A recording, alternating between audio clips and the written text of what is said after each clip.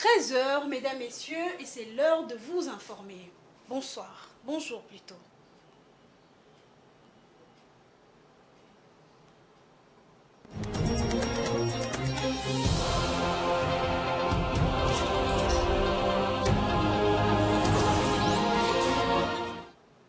Ouvrons ces bulletins d'information, mesdames et messieurs, par recette brève. Les climats des affaires en République démocratique du Congo est en cours d'amélioration. Voilà ce qui ressort du rapport de la première enquête du baromètre national du climat des affaires qui a été présenté hier au cours d'une cérémonie officielle présidée par le président Félix Tshisekedi à la Cité de l'Union africaine. Selon cette enquête, les baromètres national du climat des affaires donnent un score de 37% à ces secteurs et démontrent que les réformes soient sur la sécurité juridique et judiciaire, voire la gestion de marché.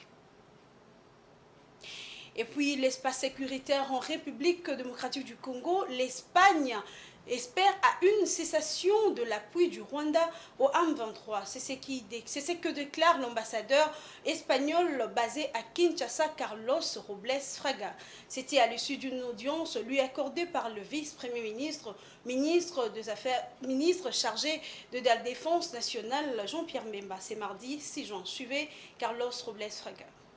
Vous voulez voir quelle est un peu la situation avec lui, l'évolution du processus à l'Est, et lui expliquer les possibilités de collaboration avec l'Espagne. Pour nous, la stabilité, l'intégrité territoriale de la RDC, c'est un élément essentiel de notre relation avec vous. Nous pensons qu'il faut avancer sérieusement dans le respect de la souveraineté de la RDC. Nous appuyons des efforts de plusieurs pays dans ce sens-là. Nous espérons que l'appui du Rwanda cesse le plus immédiatement. Nous espérons qu'il y a une évolution et un respect des accords sur le futur du M23, son cantonnement, comme ça a été accordé. Mais écoutez, nous faisons partie de l'Union européenne, nous sommes partie de l'ONU et nous appuyons à travers les organisations les efforts des uns et des autres pour qu'on arrive à un accord qui respecte les intérêts fondamentaux d'une nation amie comme la RDC, et ça veut dire exactement souveraineté et intégrité territoriale. La pacification et la stabilisation de la province de l'Ituri, les commandants de la 32e région militaire, le général-major Peter Sirimwani, a remis au gouverneur militaire de l'Ituri, le lieutenant-général Johnny Luboya, la feuille de route portant cessation des hostilités par le groupe armé. C'était en présence du Conseil provincial de sécurité et de jeunes signataires de l'accord de paix et de fin des hostilités en Ituri. Suivez les détails dans cet élément de la presse militaire de l'Ituri.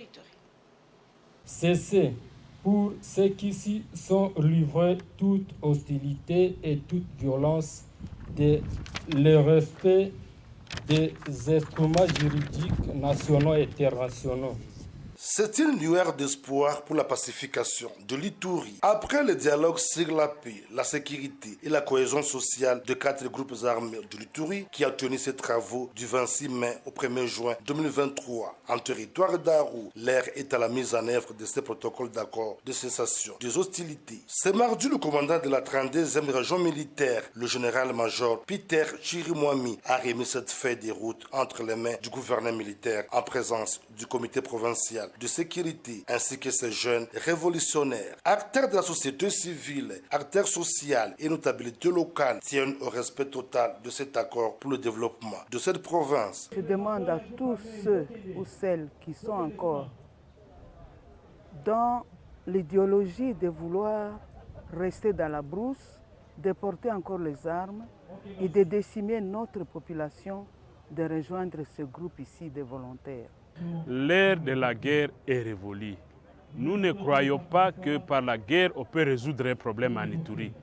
Nous sommes convaincus que s'il y a cette bonne volonté de toutes les parties prenantes, on peut obtenir la paix que nous recherchons. Soyez respectueux de tout ce que vous avez fait comme recommandation. Pour sa part, le gouverneur militaire de l'Ituri, le lieutenant-général Luboyanka Choma Johnny, a tenu à féliciter l'engagement pris par ces artisans de la paix avant de les inviter à ne pas céder à toute manipulation, d'où qu'elle vienne. Chers jeunes, n'ayez pas peur. Je vous encourage à aller de l'avant.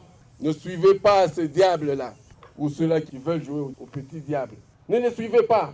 Arrêtons avec ces images des femmes violées, ces images des enfants tués, ces images des enfants décapités. Arrêtons avec ça. Au regard de plusieurs initiatives de paix mises en place par l'administration militaire depuis son avènement, la paix est permise dans cette partie du pays riche en potentialités, comme voulu par le chef de l'État, Félix Antoine Tshisekedi Tshilombo.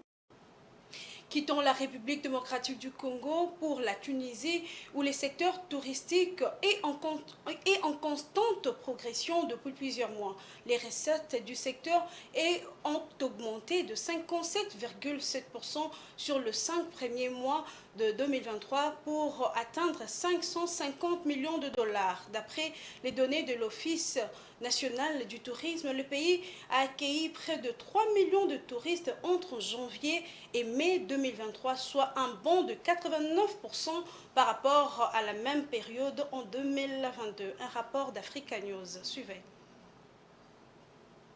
Les recettes touristiques de la Tunisie ont atteint 1,7 milliard de dinars, soit 550 millions de dollars, représentant une hausse de 57,7% comparée à la même période en 2022.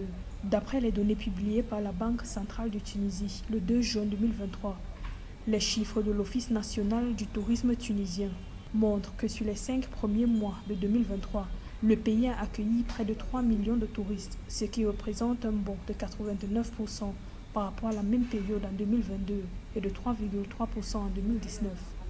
La Tunisie est un pays qui, à l'origine, est touristique et dont les infrastructures et les installations permettent d'accueillir un public international, que ce soit en termes de transport, d'hôtellerie, de sécurité. Aujourd'hui, on se rend compte que nous sommes dans une période post-Covid et elle progresse simplement pour rattraper le niveau qui était le sien autrefois, puisqu'on sait que la Tunisie était un pays leader dans le Maghreb concernant l'accueil de touristes.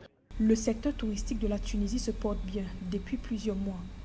Au terme du premier trimestre de 2023, le pays a accueilli 1,6 million de touristes, soit une augmentation de 96% en glissement annuel d'après le ministère du Tourisme. Selon les prévisions, les recettes touristiques du pays devraient enregistrer sur l'ensemble de 2023 une progression de 27% pour passer de 4,28 milliards de dinars en 2022 à 5,4 milliards de dinars. Le nombre de visiteurs devrait également s'établir cette année à 7,650 millions contre 5,167 millions en 2022 et 1,6 million en 2021. C'est une régulation finalement du niveau de touristes et la Tunisie gagne à avoir encore plus de touristes et de visiteurs puisque je rappelle que c'est un pays qui a su autrefois installer les infrastructures lui permettant de faire du secteur touristique un pan économique important.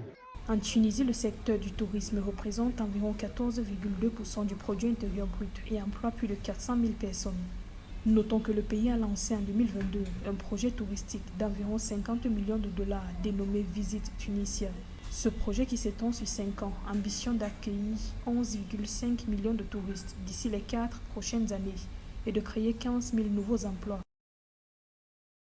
Avant de nous quitter, mesdames et messieurs, une brève dans ces bulletins d'information. Chaque 7 mai, le monde entier célèbre la journée internationale de la sécurité sanitaire des aliments, ce qui est une occasion de sensibiliser l'opinion publique et de faire naître l'envie d'agir pour prévenir, détecter et gérer des risques d'origine alimentaire. Car selon l'OMS, 1,5 million de personnes par jour en moyenne tombent malades puisqu'elles ont consommé des aliments impropres à la consommation.